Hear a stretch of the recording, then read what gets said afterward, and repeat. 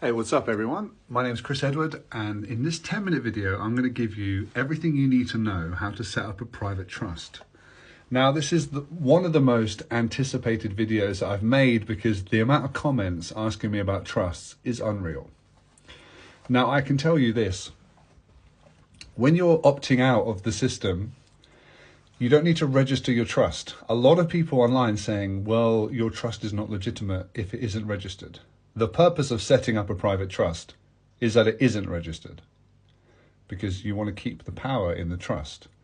You don't want to give up your rights by registering it.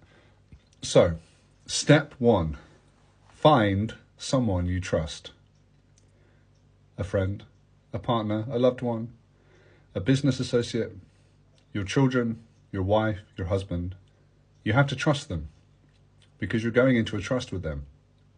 That's step one. Now, there's lots of opinions to how you can set up a trust deed. Grab a pen and piece of paper and write your own. Go online and look at templates if you want, so you can have a general idea.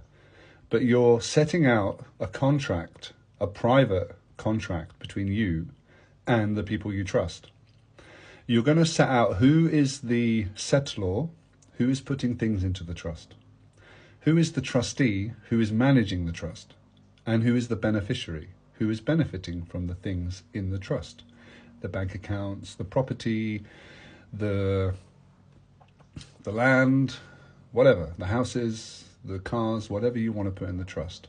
But we'll get into that in a moment. So you set out a trust document, which is a lawful document between you and another person or a group of people. You don't need to ask permission to do this. This can be a completely private thing that you do, and you write down your intentions. You can write the principles of the trust. You can write your intentions of the trust. You can write out an ethos of the trust, what you stand for, what you're willing, it could be a charitable donation that you could be setting up. But the trust is important. Set out in the document. Sign the trust. Sign it with your signature, your sign of nature. You're putting your own nature down on paper. And this is why it's so important that signatures are so important.